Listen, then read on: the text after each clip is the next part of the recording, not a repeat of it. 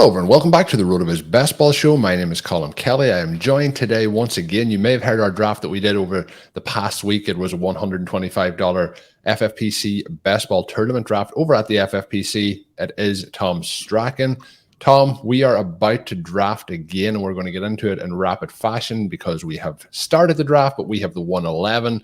We have had some good draft luck. We've had some bad draft luck in terms of draft slots. I said before we started that maybe I'm getting a little bit weird in the mind. I was quite excited to draw the 111 here. So we'll see how it plays out. But welcome back for another draft. We've done a couple of drafts together. We decided we were going to do a couple more, and so tempting always to just decide to record them in case this team ends up winning the tournament. So that's why we're recording. We're very optimistic here today. Yeah, thanks for having me. I always enjoy drafting with you, and excited for this one. Like just saying before I hopped on, in both our last two drafts in this format, we've had Jalen Hurts at some point. So be interesting to see whether we end up on the same kind of players that we've navigated towards in the last ones. But both those last picks were early picks, whereas now we're picking at the back end of round one. And much like yourself, I'm definitely starting to feel that kind of point in the draft season where I'm happy to get a little weird or try something that I've not done before on a draft. So yeah, excited to see how this first round plays out. Yeah, we will certainly see. So as the draft starts off, we have Jonathan Taylor, then Christian McCaffrey, Justin Jefferson, Austin Eckler, Cooper Kupp. We haven't really talked it out very much, but the 111 usually provides some interesting options, but you can actually get either a wide receiver that'll fall to you that we really like, or else you can also get kind of priced out of that market and have to dip into the running back side of things. So who are you hoping that lands for you? The other player that kind of sometimes is in the mix is Travis Kelce. Is he of interest to you here? What are you thinking of the 111? Yeah, I think if one of the wide receivers could fall, it'd definitely be interesting. But we're through 6 picks, and Jefferson, Kupp, and Chase are all gone, and Kelce goes off the board at 1.7. So running back wise, they're not names that I'm normally drafting a lot of, apart from Dalvin Cook, who I feel like could be set up for a big season in that offense with the changes they've made. So he's somebody I do like a lot. Outside of him, I can be tempted by the big dog, Derrick Henry, if he falls to the very back of that round, but he's not somebody I draft an awful lot of. I would personally be more tempted by the likes of Davante Adams or Mark Andrews, or possibly your guy, DeAndre Swift.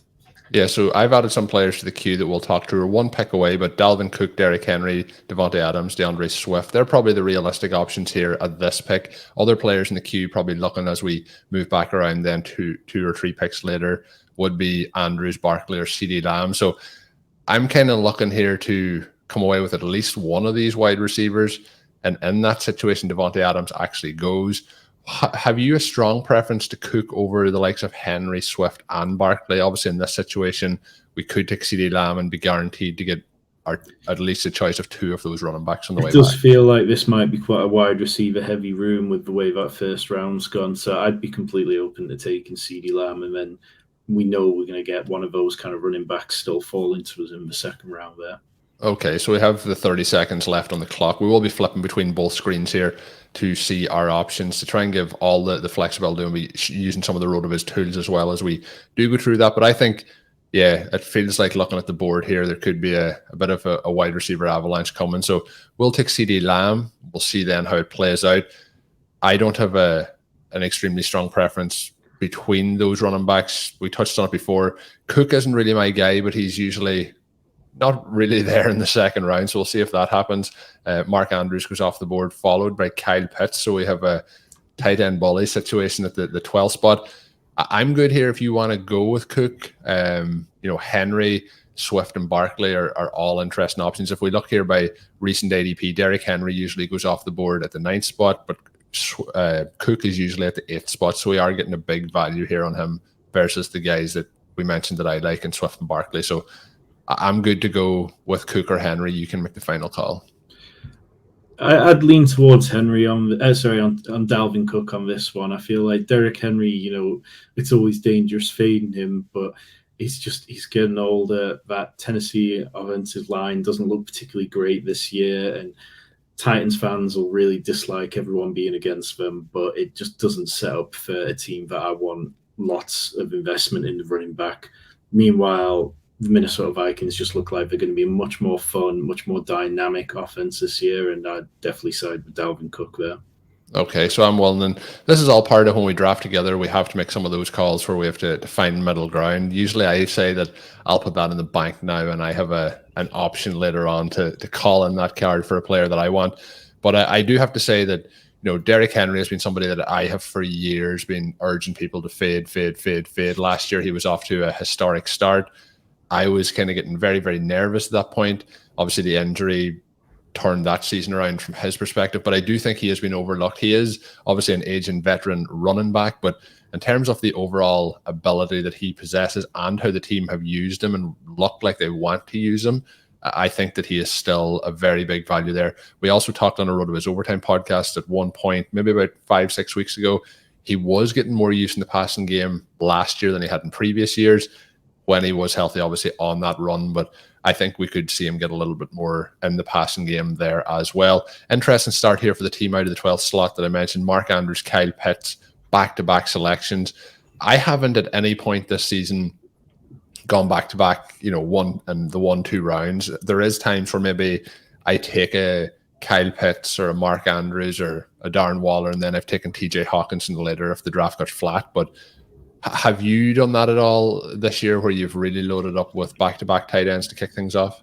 No, and it's not something I like to do on the turn, particularly because it's such a long wait until your next opportunity to grab a player that, the wide receivers or running backs, you can really experience a run on them that really just leaves you completely behind the 8 ball on it. So it's something I very rarely do, but if I was going to do it, it would be if I more had a middle pick and one player had slipped past ADP to the point that I thought I was getting a more unique and interesting build than most people were getting when they did it. But on the turn, it's definitely not for me. Yeah, no, I agree with your perspective. If you take maybe a Kelsey and then Mark Andrews slides all the way back to the mid-second round, I think that would be a time to potentially play that card. But yeah, it's going to be interesting to see how that draft continues to play out. So far, we talked about a potential wide receiver run, but CeeDee Lamb, and this is something we've talked about on recent RotoViz Overtime shows. It's been on Stealing Bananas as well. But when you get to CeeDee Lamb, there is that kind of tier break then. And the guys who go at the back end sometimes of the second round are the next range of guys that we're really looking to take. For me, that is into the T. Higgins, AJ Brown range. In this particular draft, though, we have seen a big run on running backs to start the second round. Dalvin Cook went to us, Derrick Henry, Saquon Barkley, DeAndre Swift, Javonte Williams, Aaron Jones, Alvin Kamara, then Tyreek Hill, then Joe Mixon, then Leonard Fournette. So we have not seen a single team in this draft start with wide receiver.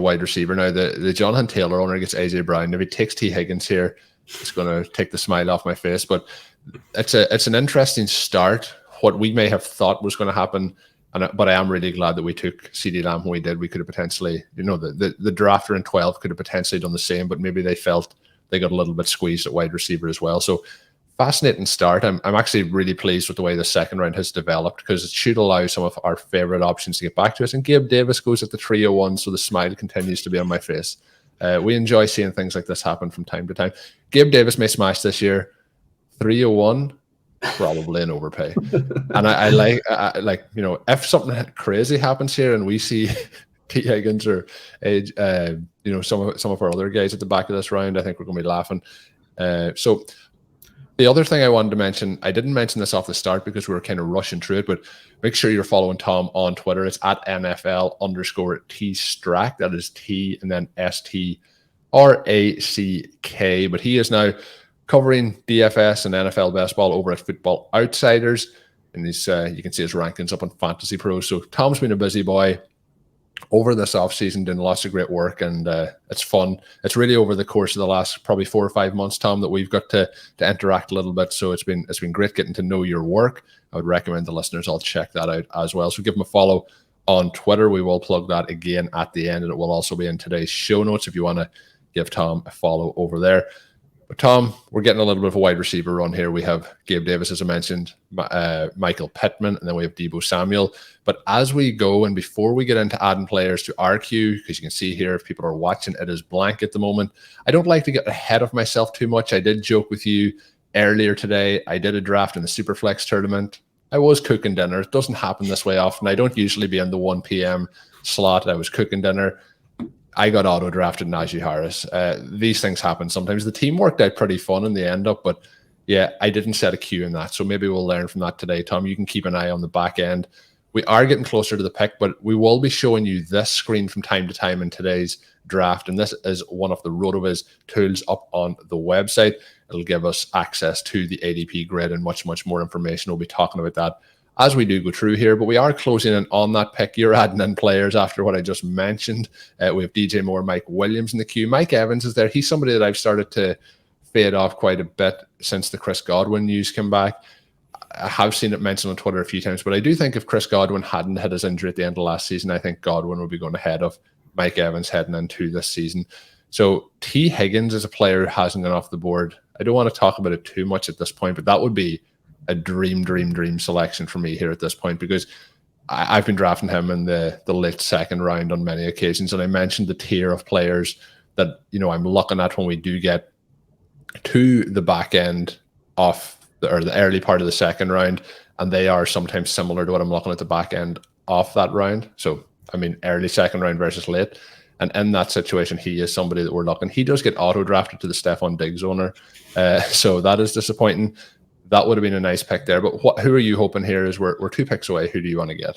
Yeah, T. Higgins was definitely the auto. Like, you would have smashed that if he'd made it back to us. But the 2 guys I really like, Mike Evans, you can make an argument for. But I think with Tampa Bay, if that offense isn't going to be quite as efficient as last year, and with the center being out and the other interior O-line problems, it's possible that the high-value targets aren't going to get there to Mike Evans as much as before. So, personally, I could be swayed into a Mike Evans pick, but I'd lean towards more DJ Moore or Mike Williams myself.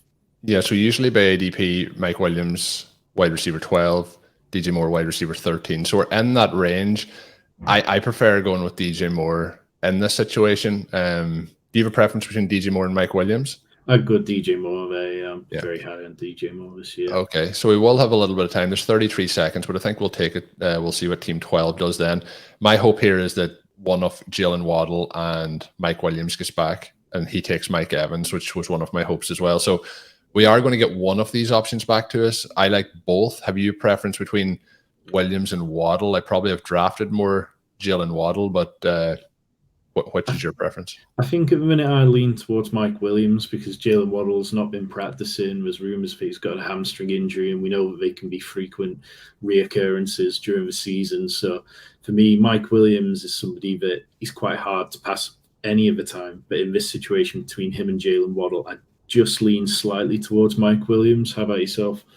I'm easy on both. I have drafted a huge amount of Jalen Waddle. The hamstring injury kind of puts that little bit of concern. The reports today are that the Dolphins are very confident he will be ready for week 1, but there is a little bit of pause for concern. He's one of my highest drafted wide receivers. Mike Williams is in that range too, but not as high. So in the terms of balance and exposure, I probably would have won Williams, but we have a decision to make now because Williams goes in that last pick. Both Mikes go to the team in 12, Mike Evans, Mike Williams.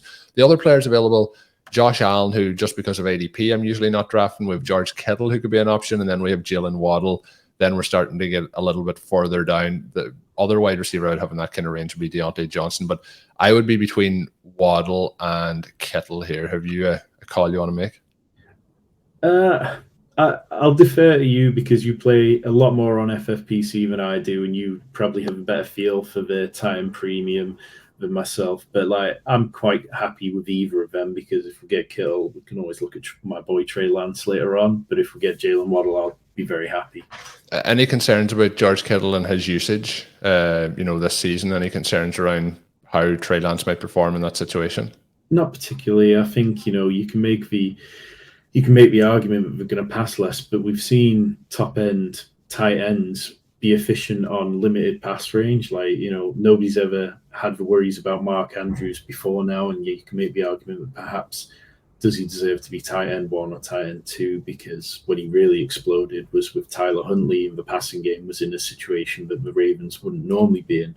But we don't really know exactly what Kyle Shanahan wants this Trey Lance offense to be. There's an awful lot of educated guesses that it's going to be run heavy, but I don't think that means that George Kittle can't see 6, 7, 8 targets a game.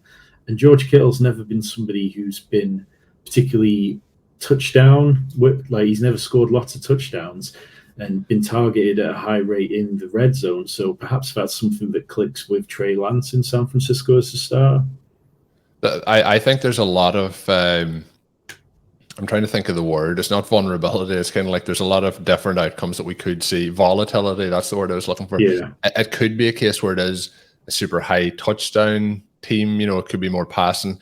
Could be like just a case of, you know, play action leading to big gaping holes. And I'm a Packers fan. I've seen George Kittle run through the Packers secondary for fun on a couple of occasions. So these things could happen. And I think getting access to some of those players when something like that happens, where it gets to a zone where you have a decision to make. I am interested, though, in this team that has started with Diggs, Swift, Higgins, and Waddle. That is a really supreme start. It would have been interesting to see what that team would have done. Josh Allen did go one pick before that. It would have been interesting to see if they wanted to stack Allen with Diggs there. I like what we've done there. I'm going to show the ADP tools now in a second, but yeah, I haven't drafted a huge amount of Kittle, and it's just a case of you want to get exposure. If you're doing not going to say so many, but if you're doing a lot of drafts like we are, you want to try and, you know, if you're going to be wrong sometimes, but I want to get that elite tight end. And what I was going to mention that I thought might happen is starting to happen. So we see on the board in this situation that we take Kittle, then Schultz goes in the next pick, then Dallas Goedert has gone within 5 picks. In this situation, sometimes we'll see a little bit of a squeeze now at the tight end position where people will panic. That may lead to some players that may not usually get to that 5-6 turn, making them back to us. So we would like to see a couple more tight ends go off the board.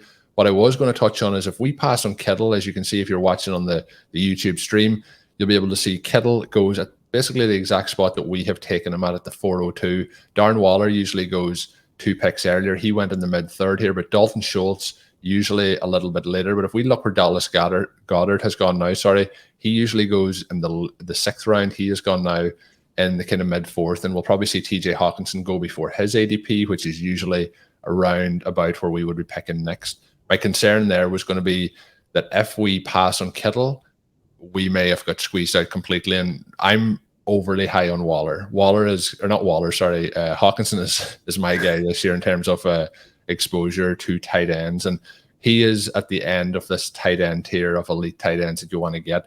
If you're reading the work up on RotoViz, Connor O'Driscoll has a great piece this week talking about how to win this particular tournament. He won it last year. We came second in it. And in the information, elite tight end plays such a major part to the success rate of these teams, and particularly if you're looking to go hero or zero RB. As I say, that Hawkinson goes off the board at the 412. So back to the ADP tools again, and this is my favorite tool for drafting it over at the FFPC. We see Hawkinson usually going in this here range of the 510. He goes at the 412 in this. So we may see some more movement at tight end, and that should help us out again as we go. The advantage of this tool is that you can look multiple rounds ahead. We often talk about drafting from back to front, and you can kind of figure out where the sweet spots are for the players that you want to target and draft. So yeah, Hawkinson goes early, Schultz goes early, Goddard goes early. In this situation now, usually Zach Ertz is the tight end 9 going in the 7th round. Let's keep an eye out to see where he goes in this situation. So far through the draft, we'll talk about our team as we go through it, Tom, but any teams really standing out for you here? I think the team 8, which got Stephon Diggs, DeAndre Swift, T. Higgins, and Jalen Waddle, like you mentioned, was particularly interesting.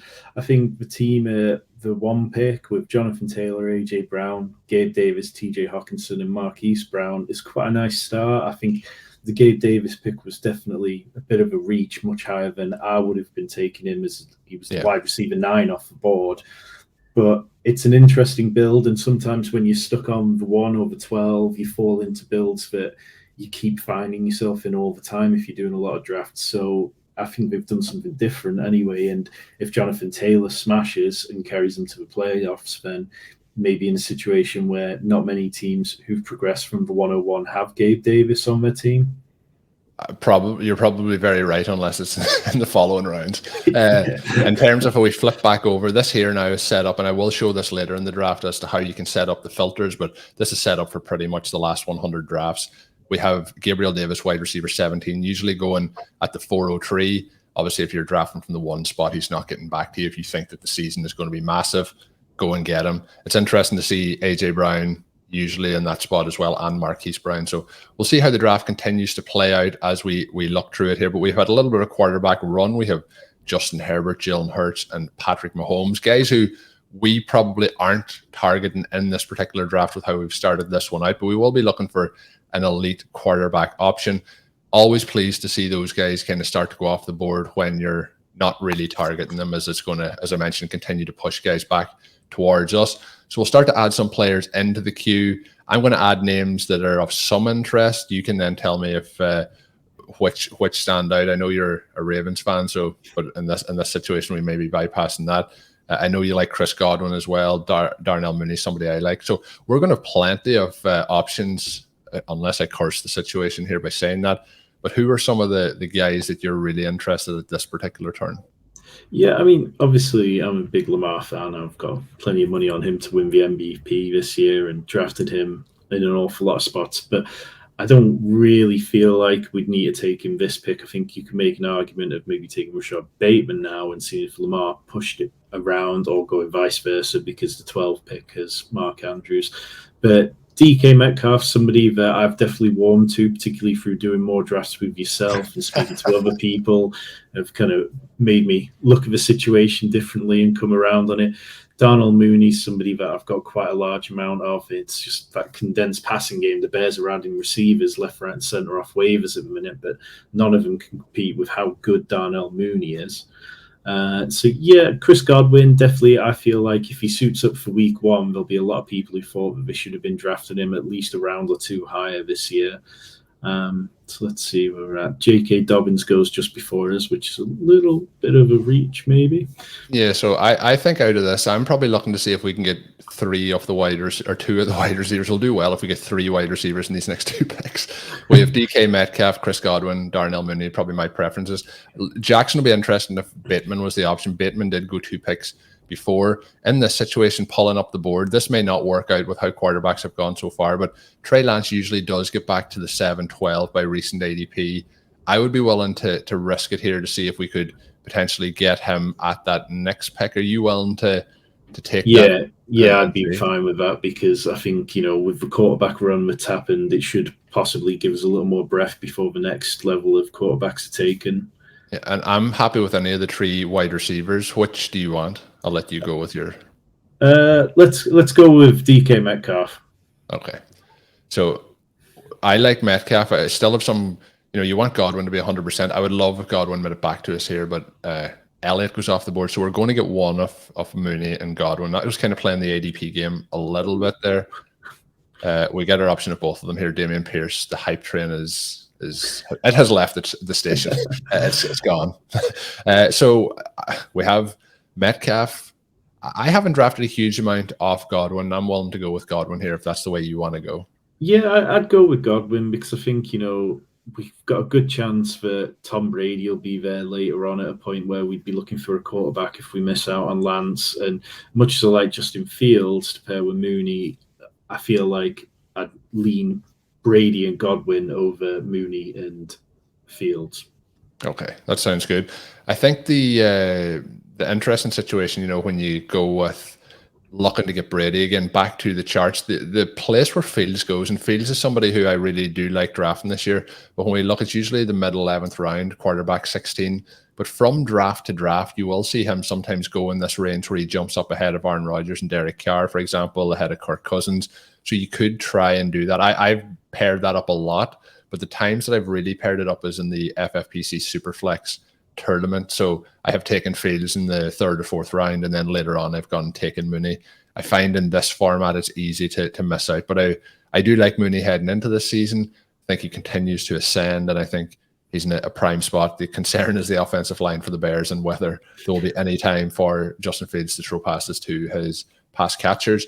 So we have started this draft. Dalvin Cook, DJ Moore, CeeDee Lamb, Chris Godwin, DK Metcalf, George Kittle. I think we're really starting to load up here. I think we're in a pretty good spot, particularly when you think of the potential challenges off drafting out of the back end of a draft. I think this is as strong as you're probably going to look at this point.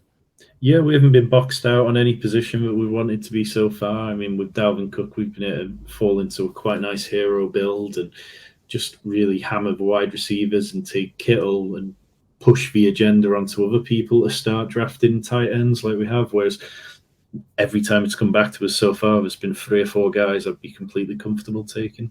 Yeah, and that's something that rarely will happen at the back end. If you're in the middle of a draft, there's usually that you're kind of thinking there's going to be some comfort with the guys that are going to be available. When you're at the back end of either round, so if you're at the 101, 102 range or the 11 or 12, there is times where it'll feel like, I'm 3 picks away. There's 3 guys I like and they all go in a row, and it puts you under a little bit of pressure, especially when you're doing a podcast version of it. But when we look at how things are playing out here, we took Kittle at squeeze tight end a little bit. I'm going to be interested to see how tight end plays out. The one thing I'm a little bit concerned about now is the quarterback is getting squeezed here. Josh Allen went in the 4th. Then we get 3 quarterbacks in a row with Mahomes, Hurts, and Herbert. Now we get Lamar Jackson, Kyler Murray. We're obviously hoping that we do see Lance make it back to us. But I think that at this point, that's going to be a challenge. I don't know if we'll see no quarterbacks go. In the meantime, the thing is, Joe Burrow by ADP is ahead of Lance. So we may get away with this one. We may not at the same time. I think, the Jimmy Garoppolo re-signing as the backup has kind of spooked people. I've seen Lance fall between about 10 to 15 spots on a few of the DraftKings drafts I've been doing in the last sort of day or so. So this is a good chance now that you do mention that. So we'll go through the tool here to see if there's any differentiation. So in terms of the tournaments, you can set up for, I mentioned earlier, the Superflex tournament, the Best Ball tournament. You can just go by the standard leagues as well, filter it that way. The classic format, the slim format. But when we go here and we go to exposures and ADP, we can filter this by whichever timeline we want. So we can see here, this is the last 99 drafts. I like to get a decent sample size of drafts. But let's go to the last 2 days to see if that affects it much. So last 2 days, 53 drafts in this tournament. We go back to the ADP draft grid. It is loading. Trey Lance is going 1 pick later by ADP, which isn't like, it's a drop. Like, that can change from site to site. But I do think looking through information on Twitter and so on, we are seeing that shake up a little bit. Question for you now, do you want to leave it at the last 2 days with 53 drafts, or do we want to go back to 100? I'm going to leave it at 53. It'll let us play it out here a little bit more. Yeah, I think particularly over the last 2 days, there's been so much information in the NFL, so many waiver claims and players cut, that it's quite interesting to see it over that small window. Yeah, Joe Burrow does go, so I've given up hope on Lance getting back, but we'll see what happens. Well, just for fun, we'll filter it to today to see how many. There's 3 teams without a quarterback, and yeah, I think maybe we'll be all right. The Debo team have got Justin Herbert already, so yeah, maybe we'll be okay. Very positive of you. We'll see how it plays out. So I think, though, really pleased if we happen to get him back to pair with Kittle, then potentially, how do you feel with the 49ers? Something I've been a little concerned about with both the 49ers and with the Eagles is overstacking the offense too much, because it could be, like we touched on earlier, both of those could be run heavy, which may lead to less potential spike weeks. And Brandon Ayuk was the player I was talking about potentially doubling up. Interesting, the Brandon Ayuk drafter also has Deebo Samuel.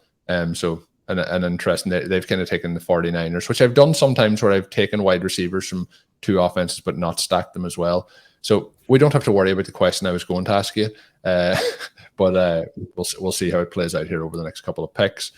Yeah, I think it kind of goes back to that idea of Ayuk and Kittle might be an overstack, but again, we don't really know what that offense is going to look like. And if the upside case is a Patrick Mahomes MVP year or Lamar Jackson MVP year, where multiple pass catchers do get there, but yeah, I'm a little relieved in some ways we don't have to make that decision if Lance gets to us about taking Ayuk 2 picks later. But I'm feeling fairly good about it now. I feel like Lance is going to make it. It's looking a little bit better. The other player I've added to the queue is Tom Brady. As we mentioned, we did take Chris Godwin. Devontae Smith is a player I've drafted over and over and over and over and over and over and over and over and over again. I've added him to the queue. From the options here, Ramondre Stevenson really like, but I've started drafting Harris a little bit more just because of the ADP shift between the 2 of them. Yep. Anyone else here in this kind of next range of picks that you do like drafting? So similar to you, I've drafted a lot of Devonta Smith. I think he's one of the top 4 or 5 receivers in my terms of exposure. So I've got a lot of him. I've got quite a bit of Christian Kirk. I've been buying in on the idea that the Jaguars have to take a step forward this year. They just can't be as bad as last year. And all the reports out of camp was that Christian Kirk's looked very good. So he's somebody I do like. Sometimes I find myself drafting DeAndre Hopkins, but I mean, I'm not sure that's something we need here. Maybe if we around the corner, we could look at it. But Ramondre Stevenson is definitely somebody I bought into at the lower ADP. And I do find myself sometimes building hero builds around that now. So, Tom, we have a big decision to make here. Do we still want Trey Lance? I'd go Trey Lance. You don't want to risk it going around the corner to see if we get him back to us? No? What's your feel? Do you feel it's worth it? I'm just trying to see if you score him in the shares. I don't feel like it's worth it for the players. No, it's not worth it.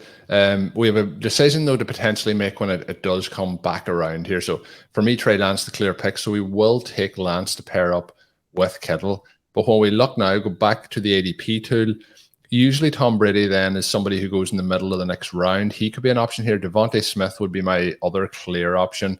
After that, I think we're moving into, and Devontae Smith goes off the board. So if Tom Brady goes off the board here, we may have to reach a little bit down to some of these running back targets. Hopkins will be the other one. I'll add him back in. You did mention Hopkins. Tom Brady is, let's see if he goes. I would like to get Smith back there, but you're not always going to get what you want. We did get Lance to come all the way back. How do you feel, though? Another part, I mentioned the elite tight end. The other thing you want to do is try and get 2 quarterbacks in the window. We have an opportunity here to get quarterbacks, to do a 2 quarterback build, to get out of the quarterback position and give us flexibility later. If we did go with Tom Brady here, we would have 2 quarterbacks in the window. We would have an elite running back. We would have an elite tight end. We would be off to the races.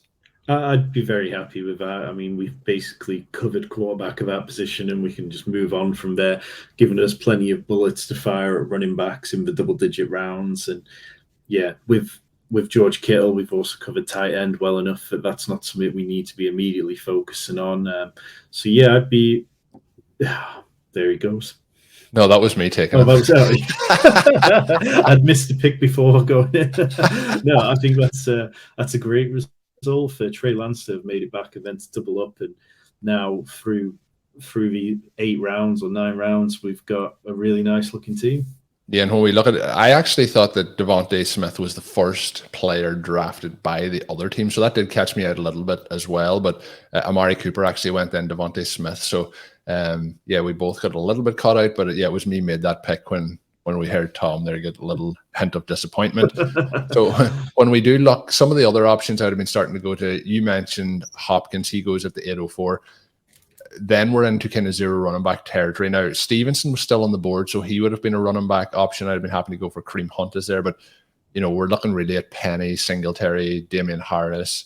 The other player that I have added to the queue is Robert Woods. I've mentioned recently I'm drafting quite a bit off the wide receiver core of the Titans. I'm usually trying to get the cheapest option, which continues to be Treylon Burks as he drops down in value. But I think we're going to have a lot of options here at running back. It'd be nice if some of these guys slide. I don't expect those names that I mentioned to be there, but I do think somebody like Melvin Gordon, Naheem Hines, Kenneth Gainwell, I think they could all be in play here when it comes back to us. So yeah, exciting the way this draft's playing out. Really, really enjoying the build so far. So myself and Tom took a little moment there to talk some strategy and to try and plan out how we're going to continue to conquer this draft the rest of the way through. Since we made the Tom Brady pick, Cole Kmet, DeAndre Hopkins, Kadarius Toney goes off the board, Edwards-Helaire, Pat Fairmouth, and then we have a run of running backs here and Stevenson, Sanders, Gibson, Jacobs, Gibson, and Sanders we were touching on did actually drop quite a bit in this draft by ADP. Then we have Singletary and Harris, who we mentioned as targets, and Penny all go off the board back to back. Then we have Dak Prescott, Aaron Rodgers, Tyler Lockett, Robert Woods, Sky Moore, and Derek Carr. So we are seeing a little bit of the quarterbacks. Matthew Stafford. That's what you want to see when you take your 2 quarterbacks in the window. You want to see people drafting quarterbacks. So we are 1 pick away from the players that we had in the queue. Kareem Hunt continues to slide a little bit by ADP based on the way that backfield. I had thought all along that one of those 3 guys was going to get moved out of the Cleveland backfield. That hasn't happened yet. So Kareem Hunt continues to slide a little bit. Then some of the other options, Melvin Gordon, who we talked about, is still there. Naheem Hines is a little bit down further. And then Kenny Gainwell. Kenneth Walker is there as well, who's an interesting option. I'm going to add in. James Cook is there. I have been on the Singletary bandwagon rather than the Cook side of things, but that doesn't stop me from drafting him potentially. How are we looking here with some of the options? Who would be your favorite player to slide through here? I'd probably lean towards Kareem Hunt. I mean, I took a lot of Dearness Johnson in drafts because, like you, it felt really obvious that one of the three wouldn't be there when the season came around, and obviously we're getting pretty close if now. Guy auto drafts, he's going to get Kareem Hunt, but we'll see. No, he gets Kirk Cousins, even better. So, I mean, how do you feel about Kareem Hunt, or are you looking more towards one of the other guys? So Kareem Hunt usually goes at the 8-11, so we're getting almost a round of ADP value on him here. By ADP, he'd be the clear play. I think that I would probably lean that way. I like Gordon, like Hines, like Walker, but Walker obviously may take a couple of weeks to get into things. I think we take Hunt here, and then we see how it comes around then at the back end. My pick here would be Hunt or Gordon. Yeah, I'm completely fine with Hunt or Gordon there. Like you say, I would have drafted Kenneth Walker ahead of them before the injury, but it does sound like it's going to linger a little bit now. Okay, so we'll go with Hunt here. I will have a. You're sure we're going with Hunt here? Yeah. Yeah, by ADP, I think that's the play to do, just with the value. Hunt, when we go back to the board here, it'll be back to us pretty soon, but he's going in that range where I'm usually drafting, Rashad Penny, Devin Singletary. They go well before him. He slides back through. Then I do have an interesting question here for you, and that is Cardrell Patterson, who is still on the board and after ADP. The way I've been attacking that recently has been Algier. I have drafted some Patterson, though, as he has continued to slide down boards by ADP. We're going to have some interesting options here at the running back position. What are your thoughts, and who's your preference? I'd be fine with Cordell Patterson. I think he's somebody he's one of those, like, he's shown us he can do it. Oh, then he goes off the board, as you say that. But I do think that he's definitely got the potential to see an awful lot of reps at wide receiver this year as well. So he's very interesting. I mean, my big stance this year has been drafting an awful lot of Nyheim Hines. He's my most rostered player across all positions, and I think it's a great hedge against Jonathan Taylor, and again, somebody where you really do believe that he could actually end up taking snaps in the slot. So he's somebody. It's between him and Melvin Gordon for me. If we were going to look to go at running back, or if you wanted to go the way of wide receiver, I'd be fine looking at either George Pickens or Marcus Valdes-Scantling or Treylon Burks. Yeah, so there is interesting options there. I probably, out of those guys, lean towards Burks. I'm kind of thinking here that we go with potentially Hines. The interesting scenario here is Gordon has a week 9 bye. This is something that I try and do sometimes with the running backs. We take Hunt, who has a week 9 bye. We may be in a situation here where we just take 5 or 6 running backs, potentially 5. And I like to, if we can, differentiate those running backs. So if you like Hines, I'm willing to go Hines over Gordon here. Well, let's do that, and then we can look at a more sort of fragile running back build. So when we're doing this, and again, this comes up, and it's probably come up more recently on podcasts than it has in these drafts than it would in the past. But when you're building these and we're looking at the roster construction and seeing what we're doing, if you're looking at the screen now, you'll be able to see we have Dalvin Cook week 7, we have Hunt week 9, Hines week 14. It is more of a tiebreaker when it's a close call between those two guys. It was pretty close for me by which way we would go, depending on the draft. I kind of change from draft to draft on those two guys to get exposure to both situations. So that would be my call. The reason for that is now if we take 2 other running backs that don't have any of the 7, 9, or 14 bye weeks, that leads us then to have an opportunity to hold off at running back and gain some extra spots at tight end or at wide receiver. And we've already kind of allowed ourselves that kind of advantage at quarterback because we won't need to have a 3 quarterback build here in this situation. So yeah, let's hope something slides back to us, though, when we're moving forward. I do like it. The next turn, Rashad White could be potentially interesting. He has a week 11. We are loading up on Bucks. I do think it's interesting sometimes with, maybe Brady likes White. Maybe the pass catching running back and a rookie situation works out for once. But yeah, we'll see how we go here. Anything now as we look back, there's nothing so far that I would really change. We did talk about Patterson and Walker.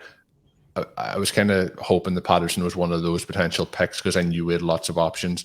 Walker then goes off the board. The only thing concerning there is the injury, but he does show up on the 0 RB list from Sean Siegel this season yet again. Anything you would change in how we have built this roster so far? We do have just 4 wide receivers at this point. I think you can look back at the first round and the point where we took CeeDee Lamb, and maybe we could have played that slightly differently, but we've got 2 fringe first-round talents there between CeeDee Lamb and Dalvin Cook, and I don't feel bad about them. I feel like they're going to be good players in good offenses, and that's something which I always like to buy into. The running back build's gone kind of perfectly, really. I think you could maybe say, could we have pushed the second quarterback and taken another wide receiver? And if that had been the case where Devonta Smith had fallen 1 pick later at the 8 turn, then maybe we would have looked to do that. But I mean, we're well set at quarterback. We've got 2 nice stacks. Yeah, I'm very pleased with how things are going so far. Yeah, and you can let us know in the comments if you're watching along on the video. Let us know in the comments what you think so far, what you would change. I do think we could have went Dalvin Cook. Like, what we probably would change there is we would go Dalvin Cook in the first and CeeDee Lamb in the second. But my concern there was that we would get caught at wide receiver from the 12th slot, which may not have happened, but there is still a possibility he goes CeeDee Lamb if we let him slide. We would have had those multiple opportunities then at running back. The other thing you mentioned is how the running back, in the 0 RB zone has played out, where we get Kareem Hunt. If we look at how it went in the back end of the 8th round, there was 7 running backs that went back to back. There was 8 running backs went off the board and 9 picks at that point.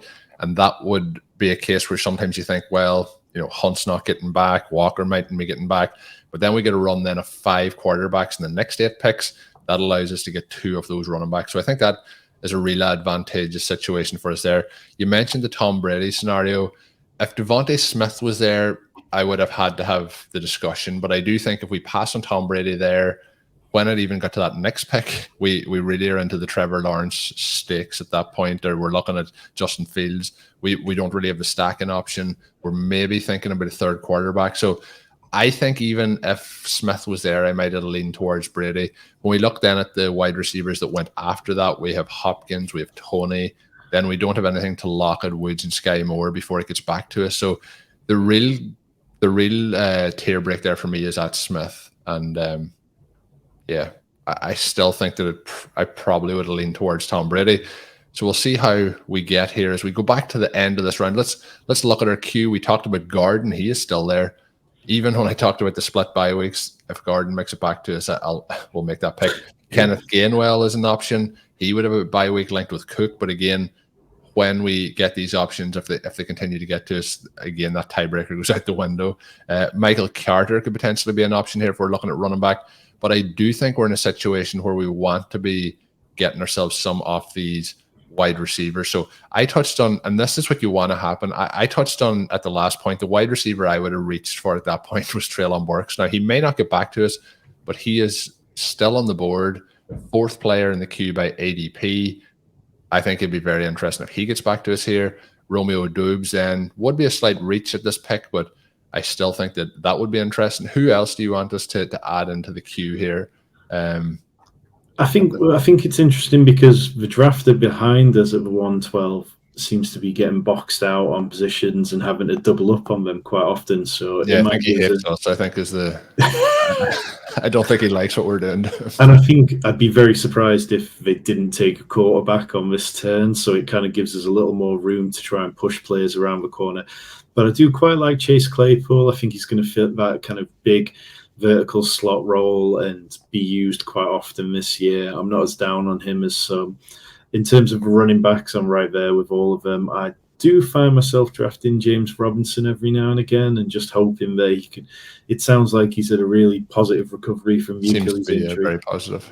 And then Julio Jones goes a lot later on here than he does on other platforms. On other platforms, you can see him go in the 112. So if we really wanted to push that stack, he might be the kind of wide receiver I'd lean towards, although he definitely isn't as dynamic as Treylon Burks. It would be a clear smash if he makes it back to us. So yeah, it's another pick where I feel like we've got lots of really nice options. It just feels very rare that you get into a draft like this. Yeah, I think it's going pretty well. Interesting again when I mentioned you want to give yourself as many kind of shots in the cannon as kind of shots, and I don't know. I don't have a gun. Whatever you do with a gun, but in the chamber, is it? Bullets in the chamber. I think that's the phrase I was looking for. But when we look again, bye weeks for wide receivers so far, we're going to have 2 with week 11. Jones will put us a treat. You want to have as many options based on injuries, bye weeks, and so on as could potentially fill out a lineup. I know sometimes you'll look at it doesn't matter. You just want the most points over the season, but you also need to have the most points in the starting lineups and over the season to give you the maximum opportunity. I think Jones will be interesting, but he is a player who probably doesn't get back to us if we don't take him at this turn. And there's just a lot of options here available to us. We are 2 picks away. We have Melvin Gordon still there. We have Kenneth Gainwell. We have Treylon Burks. Since we did talk about Claypool, he went off the board. Michael Carter went off the board. MVS is off the board. Tyler Boyd, and then Pacheco. But I'm just it's one of those situations where there's too many options nearly for us to pick. So in the queue at the moment, I have Gordon, I had Gainwell who went, then we had Treylon Burks, Romeo Doubs, both Gordon, they both went. To be honest, it would have been lovely if they get back to us, but I am thinking that based on what we have done so far, we probably want to go wide receiver here. Do you want, I'm kind of tempted here to get Doubs. I have a lot of Burks. Do you want to go Burks or Dobbs, or do you want to, how do you want to play this? Let's go Dobbs, and then if Treylon Burks comes back around, perhaps that's a bigger conversation about whether you want to go that way or somebody like Jahan Dotson or Russell Gage or Julio. But yeah, I'd be quite happy going with Dobbs here. He's somebody who I don't have a lot of, and I feel like I could live to regret that.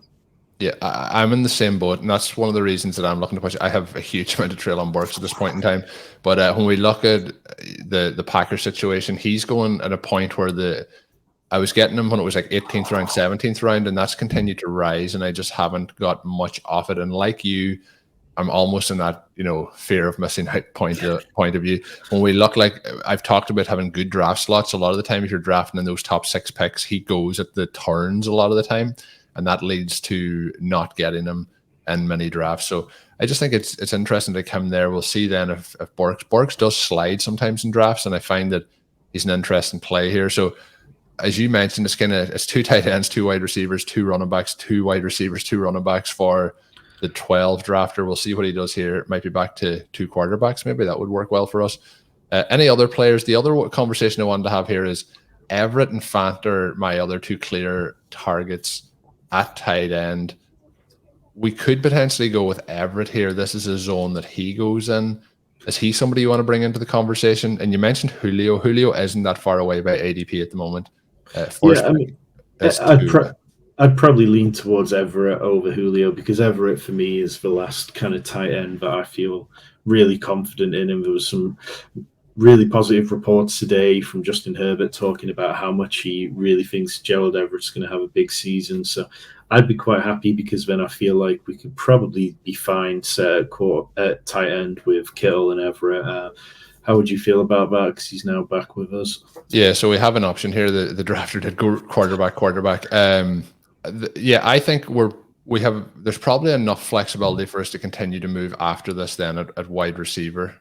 For me, Treylon Burks is the option, but I think we go Everett and see what happens to come back to us then at wide receiver. Yep, happy with that. A little bit tricky. I did kind of want Burks there, but I think the build makes sense. We also like Fant, who probably goes before it comes back to us in the next round. So in this situation then, there is a lot of players here, and I'm always interested at Mike Gesicki's ADP, because in every draft I'm in, he goes so far after ADP. Yeah, his ADP stays up in this range. So what you're kind of hoping here is, you mentioned Dotson, Julio. You're kind of hoping that some of these guys, Algier is in there. I mentioned Fant as well. He's in this range. You're hoping that some of those guys, Jalen Tolbert, some of them might slide past their ADP here and get back to us. I'm just going to add in some of the other players that I do like in these zones as we look down through it. But yeah, that was one where it was a kind of a difficult decision as to which way to go. But I think we made the right choice. I think, again, it's one where we've stayed really kind of fluid in this draft and avoided getting ourselves into situations where we can be boxed out. And taking Gerald Everett there is a tier break of wide receivers coming in a round or two, but I feel like we'll probably be ahead of it enough where we still get somebody that we like there. And there'll be, again, with running back, there's a clear break coming pretty soon after you get past kind of Khalil Herbert and you get into the kind of Jamal Williams, Isaiah Spiller area instead. But I feel pretty confident that our next 2 picks are going to be good picks. Yeah, and the reason that was a little bit of a challenge, when we look back here at the ADP, we take Everett. Usually there's a range here where it's Everett and Njoku, Higbee, Gesicki, Ingram can all go in a range here altogether within 2 rounds. You get Fant and Tonyan in there as well. So if you do pass there, and in this here situation, you can start 2 tight ends. So it is 2 running backs, 2 wide receivers, 1 tight end, 2 flex. So you can potentially start up to 3 tight ends in this format. I usually look at it as 2 running backs, 4 wide receivers, 1 tight end. And that's the way we're kind of building out these rosters. But having somebody with that potential like an Everett could be a situation where you're starting 2 tight ends. In the final of this tournament last year, when we came second, we ended up starting Noah Fant and Mark Andrews in that final week. So you may have 2 tight ends in there. So when we see hopefully some tight ends now start to go off the board over the rest of this next round would be quite nice for us. But in this situation, I would usually like to have some more wide receivers, but based on what we've been able to do with the value we've been able to get, I think we're in a pretty good spot. So we have 3 running backs, 2 quarterbacks, 2 tight ends, 5 wide receivers at this point. I'm really hoping to see how it plays out, but I would like to hit wide receiver for a couple of rounds here. But I think what's actually going to happen to us is we may have some decisions to make at running back, because the running back value over the next 2 rounds or so may be better than the wide receivers. Yeah, I think, there's clear value in some of these backups, like Tyler Algier might not even be a backup, and Khalil Herbert, somebody that I'm very high on this year, and there's reports that he might fit better with the run scheme that the new. Do you mean he might not be a backup, that he will be the starter, or that he's not good enough to be the backup? Just need to Tyler Algier. I remember he might be the starter because CPAP might be out catching passes. Yeah, that's what I was hoping that you meant. And that was part of the reason why I was willing in that decision with the Hunt Patterson decision to slide past as well, because I think we could see Algier play a big role in this offense. Yeah, definitely. And I think once you kind of get past them and you've put Raheem Mostert into the queue, it really does go off a little bit of a cliff. But at wide receiver, we've still got guys like Jacoby Myers, Russell Gage, Jalen Tolbert, and even DJ Chark, who are kind of interesting to me. I think KJ Osborne's somebody who I've ended up with a lot of in drafts this year because I've been quite high on the Vikings. I don't know how you'd feel about pairing him with Dalvin Cook. Usually I'm not drafting Dalvin Cook, was the part we talked about at the start, but I have drafted KJ Osborne quite a bit, and I've probably been overly harsh on my take on Adam Thielen, but yeah, I like KJ Osborne this year. So we'll see if he can slide back. We have Algier in there. You mentioned Brian Robinson. Thankfully, the reports have been positive as it could be for what happened to him over the last week or so. So hopefully we do see him back on the NFL field this season. But the main thing is obviously to get back healthy. I'm looking here at the likes of a Jalen Tolbert. The running backs I really like in this range are Raheem Mostert, is probably outside of Algier, are probably my 2 favorite guys. If there was no injury concerns, obviously Brian Robinson wouldn't be at this point of the draft. He is somebody who would be intriguing as well if he continues to last back. Interesting that all these guys that we're talking about as well have all got week 14 bye weeks, which does pair up with Hines. But again, that's a tie-breaking situation earlier. I'm not overly concerned if we have to go that way. Yeah, of course, your boy Raheem Mostert, though, has a week 11 bye. So. Seems convenient, doesn't it? And Brian Robinson goes off the board, and we are on the clock. And Mostert would be an option here for me. At this pick, I think at this pick, I would probably go with Mostert, and then I would be seeing what options come back, because we may have an option then to even go KJ Osborne at that next pick. Do you think we could push running back? The guy behind us has got 4 and probably needs receivers, but who's your preference to go for if we do? I'm not really in on Gage. Is Gage an option for you? I don't mind Gage, but I'd probably lean towards we've got KJ Osborne there. He's probably my preference there. Okay, so we want KJ Osborne over Mostert? I feel like Mostert's going to come back. Okay. I feel like Jamal Williams and Isaiah Spiller ahead of him in ADP, and Zamir White behind him, who's got a week 6 bye. I'll just log off. Thanks for watching, everybody. That's the end of today's stream. Raheem Mostert goes one pick later. That's okay, though. Sometimes these things happen.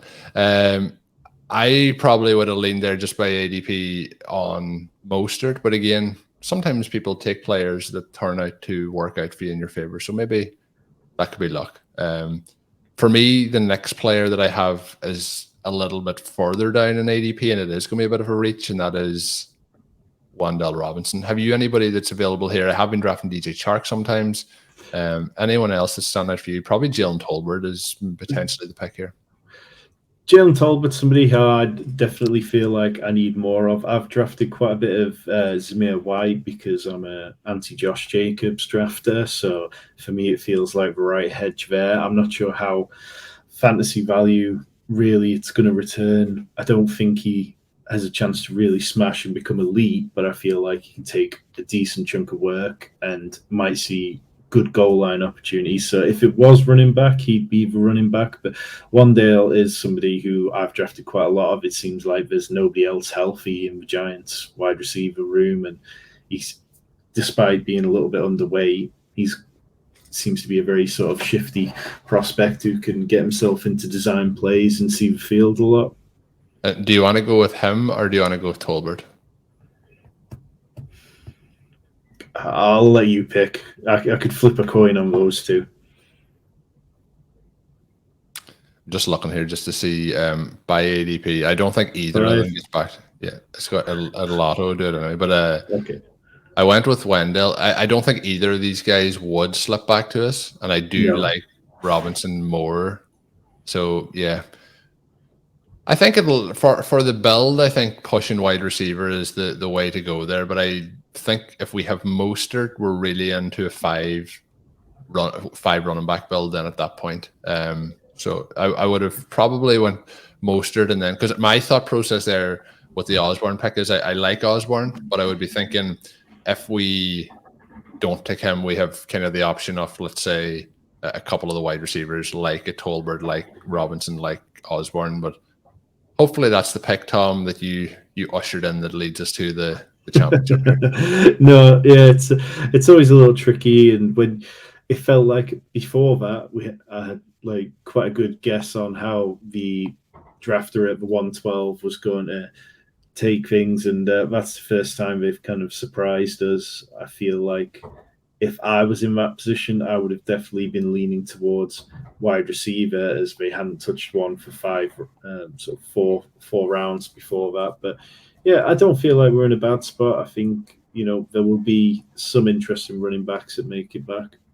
Yeah, and I do think, I touched on we may have to go running back here for a couple of rounds. Mostert was probably the last one in that range that I would have been, like, I was thinking that we may have got like the likes of Algier, Herbert, who we talked about, get back to us at that point, and that would have been the decision. Then it was just Mostert. So I do think getting those two wide receivers will set us up here. Isaiah likely does go in the mid 14th. He continues to ascend. I guess it just depends what's happening in each and every draft, but that seems a little bit high. Particularly when he's your tight end 2 on that team. Obviously, we've got Travis Kelce already, but he is up to a 15th round ADP by ADP over the last 2 days. So I think it's going to be interesting to see how it translates to the regular season and how the Ravens plan on using him. But I was drafting likely an awful lot on Underdog when I was over there in the 18th round, and then so now I think I've got still like over 20% exposure to him as a dart throw, and now that he's rising up, it's just sit back and let it happen and don't worry about it. Yeah, so we're going to look ahead here. At the moment, we have, as I mentioned, we have 2 quarterbacks. I'm completely fine at being done a quarterback there at this particular point. Then we have 3 running backs at this point. We have 7 wide receivers. So we're starting to pair into the kind of build that we would usually have when we have 2 tight ends. So I think we're really setting up here for what we normally would do. I would like to have Mostert, but we'll let that slide by. But from an actual build perspective, what we want to have done by 14 rounds, we're really in that zone at this particular point. We did touch on a couple of options where we could have potentially, added additional stack pieces to this team. Somebody who I've been adding very, very late when I have drafted Trey Lance is Danny Gray. He's usually in the last round of these drafts. Is he somebody that you've been adding on to those Trey Lance rosters? Yeah, I was early on in the offseason, I was drafting a lot of Jerron Jennings because he's somebody who the team have talked really positively about, and the beat reporters all really like him. But then as camp reports started coming out and we saw preseason highlights, we were talking earlier about trying not to be swayed too much by them, but his skill set really seems to pair very well with Trey Lance's big arm, and it's always nice to see a wide receiver just change a game in an instant, pick up 10, 15 points off of one player. So I've got quite a bit of Danny Gray. In terms of running backs, with what we've got left, who's particularly catching your eye? So I'm just starting to filter in these. Obviously, somebody who always catches my eye is KJ Hamler, so I've added him to the queue. Eno Benjamin is in the mix. Jerick McKinnon is in the mix for me. Christian Watson, somebody who I've been starting to slide into a couple. He's obviously back practicing. He's just somebody who strikes me as like 1 or 2 big weeks from Christian Watson, and he's in your starting lineup in these best ball formats. And that's going to be very valuable. I think there's players who you're looking at that point of the draft who you're like, oh yeah, they might get 10 points that week. The 10 points aren't going to do you anything. You're going to want those like 20-point weeks. So Christian Watson, has, 14 games under 10 points, but he has 2 games over 25. That's kind of what you're hoping for. But when you're getting him here at the point he's going in drafts, I think he's starting to get very interesting to slide in. I do think that Benjamin, McKinnon, Abdullah, they're kind of our prime targets here at running back as we move through these next couple of rounds. Somebody I've drafted a huge amount of, and the Bengals haven't really been overly positive about, is Chris Evans. He is one of my highest drafted running backs at the moment. And then I do like David Bell. The only problem we start to run into sometimes with wide receivers is there's a lot of the wide receivers I do like with week 9 buys, and that can just, again, squeeze you out a little bit. We'll add Ronald Jones to the queue just for old time's sake. And then former Miami Dolphins running back now with the Los Angeles Chargers, Sony Michel, one of my other highest drafted running backs. I will add in, and Tom knows this at this point, the rookie tight ends are somebody that I have been adding on to the back end of all these rosters. And basically, as I mentioned earlier, you do have that opportunity to start more than one tight end in this format. So they will be added to the queue as well. Out of those names that I've added, and when we do go down through it, I'm just going to take a scroll when you're talking. There may be some names that I've missed out on that I am hoping to target here. But any of those guys that I've put on the list that you are kind of out on? In terms of these guys, I probably haven't drafted Amir Abdullah very often at all. But I was speaking to somebody today who was saying that they really believe in Amir Abdullah, and the camp reports have been very positive. So maybe that's somebody that I need to readjust on.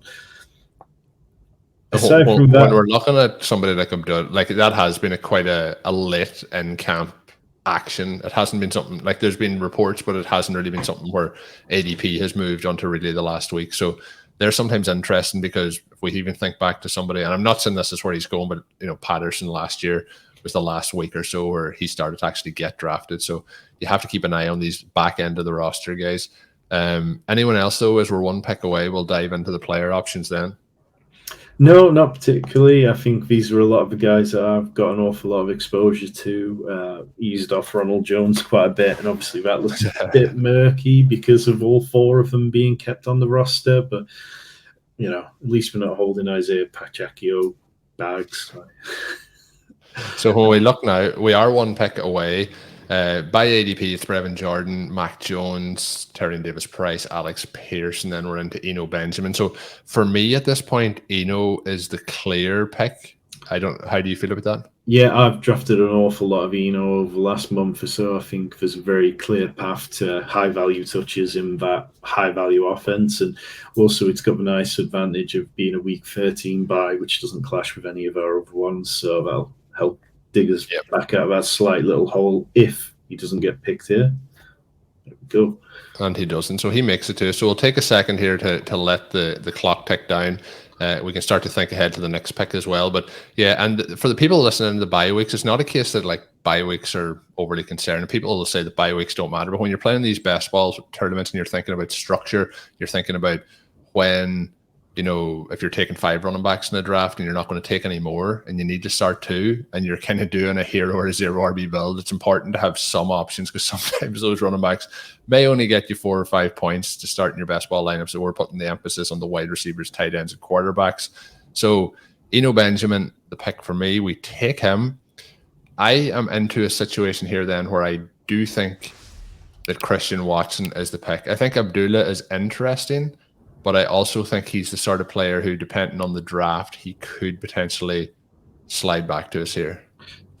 With Christian Watson, does it bother you the idea of having him and Romeo Dubes or Dubs, however he's being pronounced? I haven't done it so far, but I am betting on like rookie and second year upside, and like, you know, again, we could be wrong. Like, you know, the preseason could be with Romeo Dubes is. You know, it feels likely that one of the two would probably hit, and I'm kind of okay taking that gamble, definitely. And plus, got to get some of your guys in here. I don't usually draft Packers, so but so Alex Pierce would be the other wide receiver really here. I'm not really in on Marvin Jones. Jameson Williams is that kind of late season hammer, but he's going to miss it. I would rather take the risk on Watson here. Paris Campbell's probably in the mix as well, but they're all players. I think some of them will be in the range that may get back to us. No, I'm completely on board with Christian Watson. I think he's one of those interesting players that we saw at North Dakota where the offense was designed around him at times, and if you've got an offense which is going to look forward thinking and draft a player like that, go out and give up draft capital to secure him, I'd like to believe that they're going to script plays for him and they're going to find really interesting plays. And he has the kind of feel of a player who could erupt for 200 yards in a playoff game or a game down the stretch. Yeah, no, hopefully so. But it's one of those things like with rookies, you never can tell fully. And there'll be injuries as well. There'll be a lot of things happen. And it could just be a case that obviously we don't have him stacked with Aaron Rodgers, but it could be that we get 1 week a Dubes game, 1 week a Watson game. We might get neither of them for 3 weeks. We get one of them then. But that's the advantage of having them, you know, in this situation where Christian Watson at this point is our wide receiver 8. You know, if we get some usable weeks out of him, we're onto a winner. And I just think with the athleticism that he has, there's an opportunity for that to happen. If you are watching this up on the RotoViz YouTube channel, I would urge you to click that subscribe button, click the like button. Obviously, if you're listening just in the purely podcast format, we do thank you for that. Check out the YouTube channel. We have lots of great content going up there. The advantage is we love doing these drafts for people to listen into, but it's also probably more beneficial to see that draft board as well. We love people listening in all different varieties of ways, but hit that subscribe button, leave us a 5-star review if you're listening to the podcast. That they all help us out dramatically. So thank you for that. So as we move now into the final stretch of the draft, it's been actually nice since we made that last pick. We did Christian Watson. We've seen Mac Jones. So before that, Deshaun Watson went off the board. Then we took Watson. Then it's Mac Jones, Taysom Hill, Marcus Mariota, Logan Thomas, Davis Mills.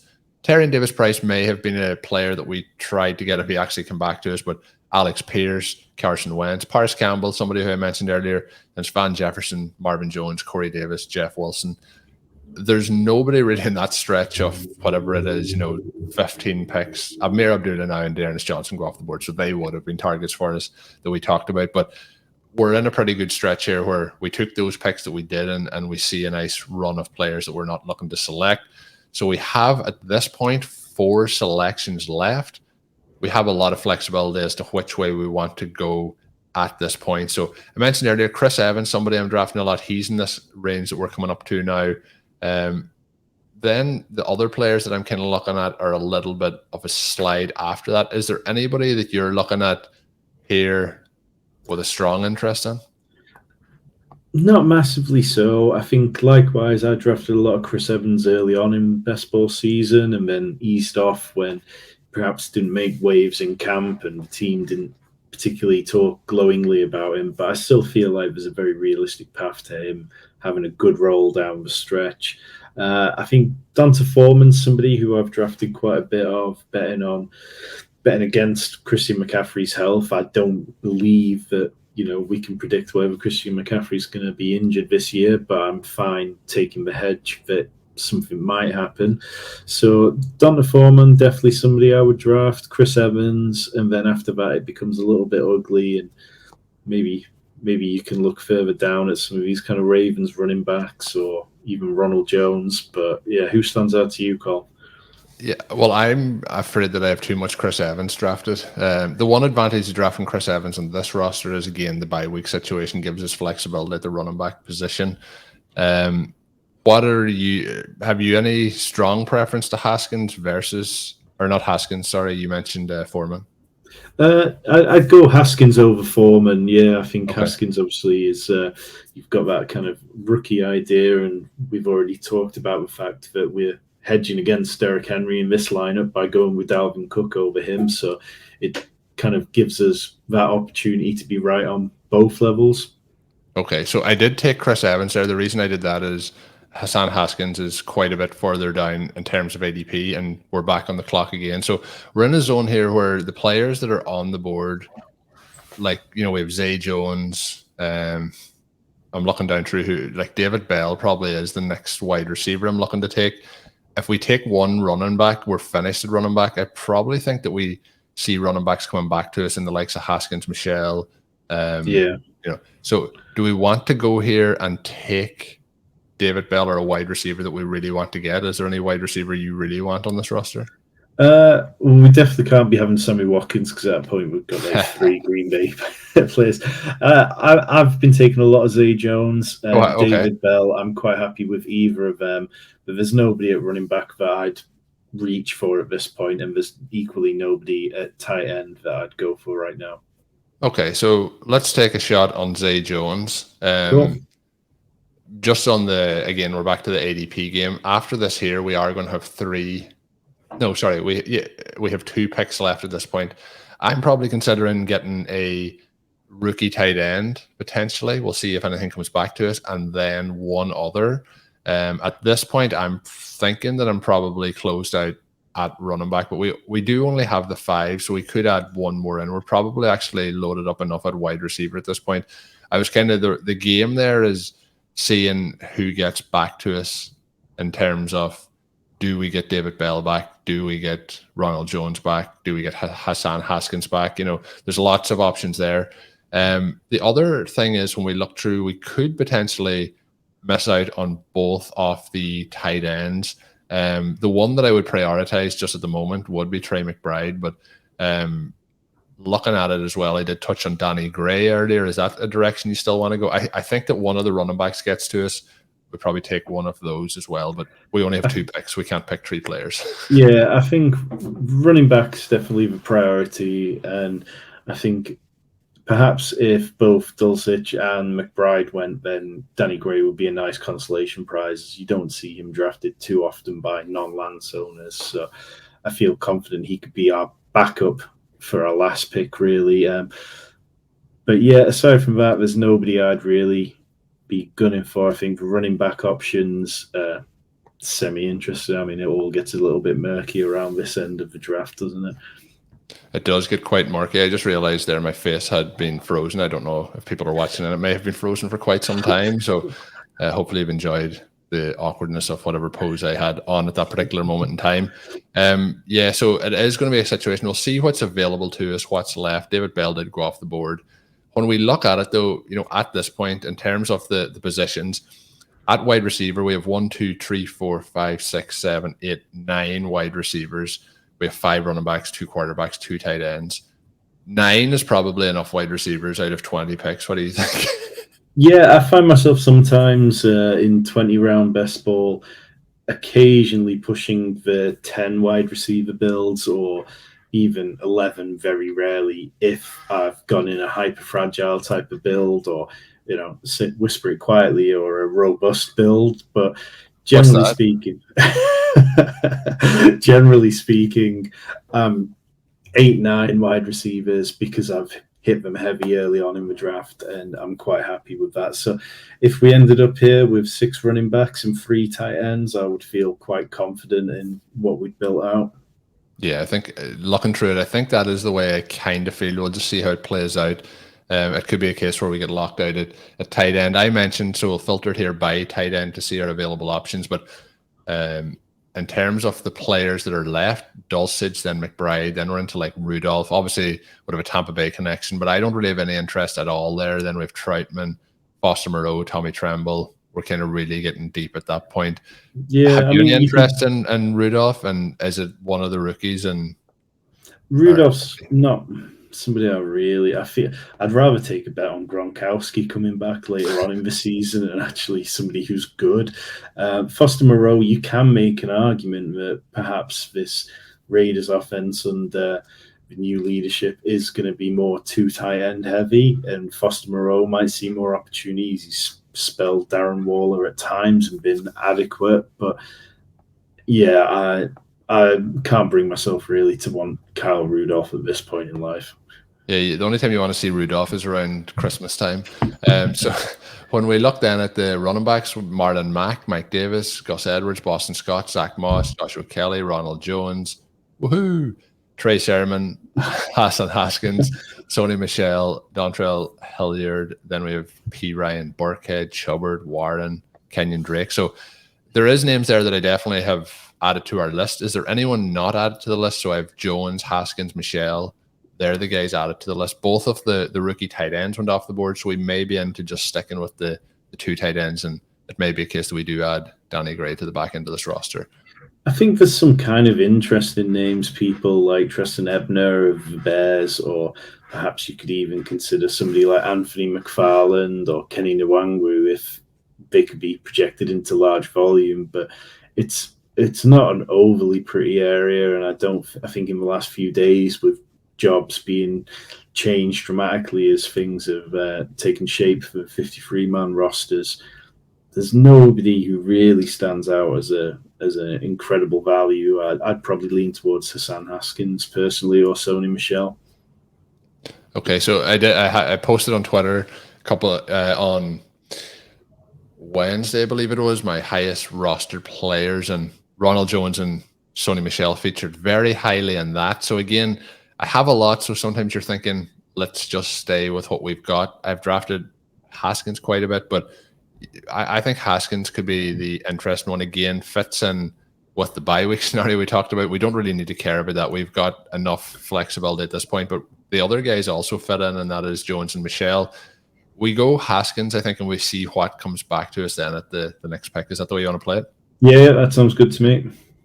And then after we take Haskins, have you any preference over getting another option to go with Trey Lance versus Sony Michel or Ronald Jones? I think when we look at the actual upside of one of these guys being, an every down back or actually being a massive play on a weekly basis, I think we're looking at Jones or Michel. I think then if you're looking at the spikes where people may not have them on the roster, I think you're looking at Danny Gray.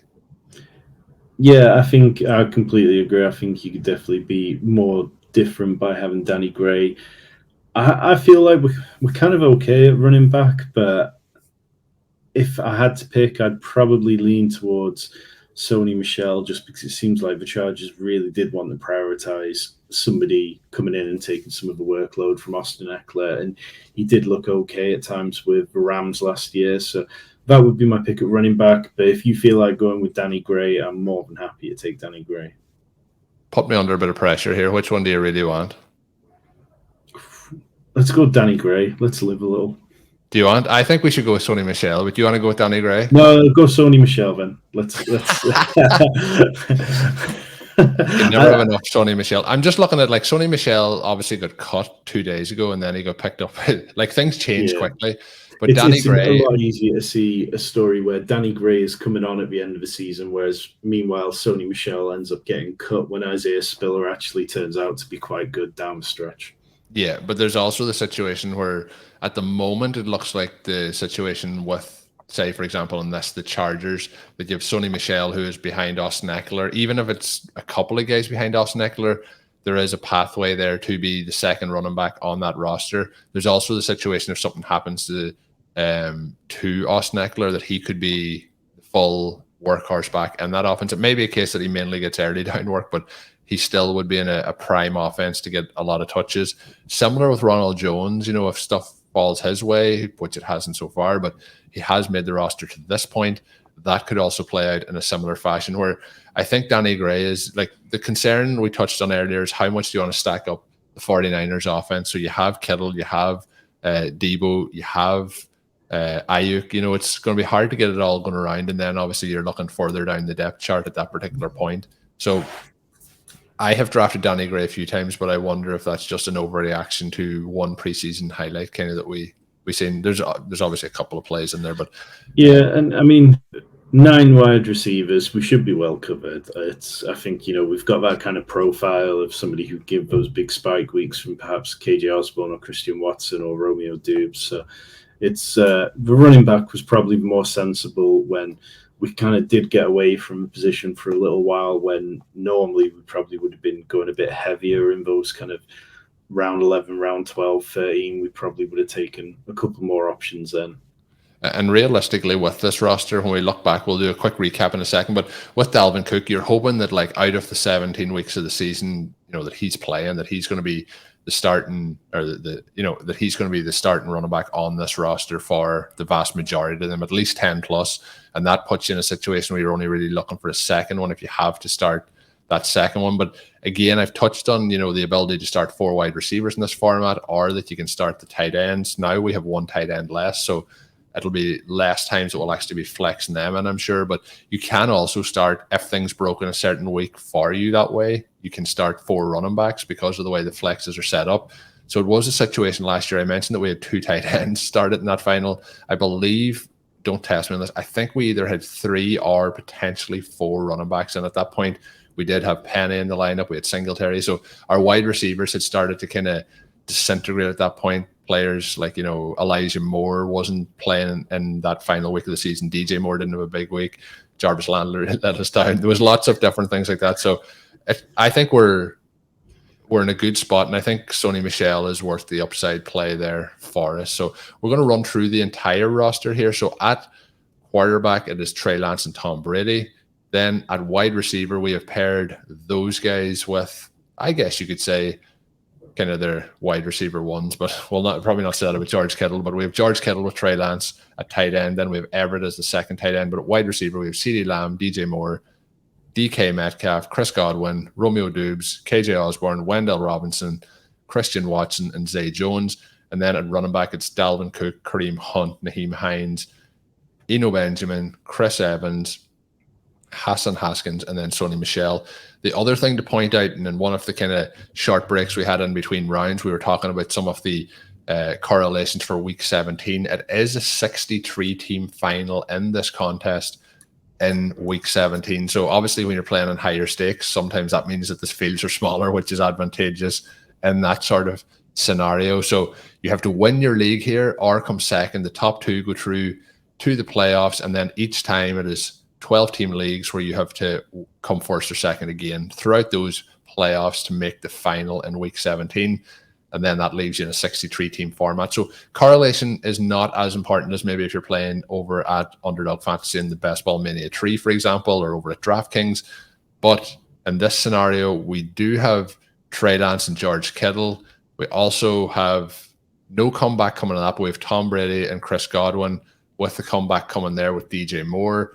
We have Wendell Robinson going against Naheem Hines. And then we also have a little double up in wide receivers. We have Watson and Doubs against Osborne and then Dalvin Cook. So there's plenty of correlation running through this team overall, and not all by 100% design, but that's how the draft played out. And that should be, obviously, if you get to the final, a little bit of a boost. So all 20 rounds have now been complete. As the draft board is full, you'll be able to see that if you're watching it on the YouTube channel. But how do you feel, Tom, with how things have played out here? I would usually go for one more tight end in the build, but I think the flexibility of the other positions, if those 2 tight ends can stay healthy, gives us real upside.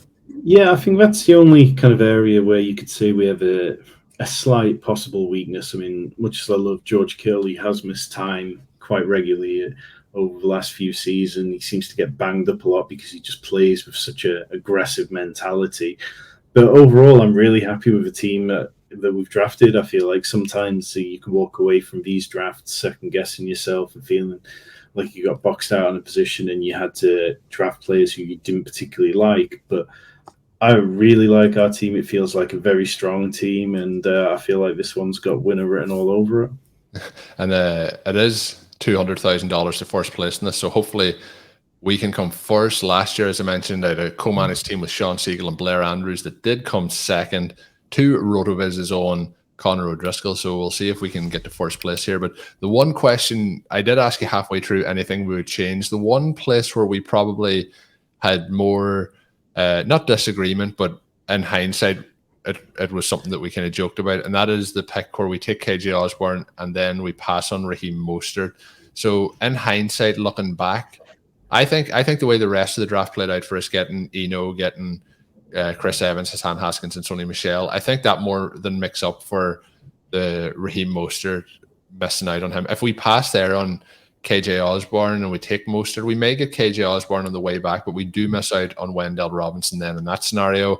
And then when we're looking like the pick then that we take Eno, like I just think that there's a lot of situations there where we don't get quite the same output as a wide receiver. So I think looking back, I'm still pretty pleased by the roster overall. But at the time, it was a pick that I thought we probably would have been better off taking.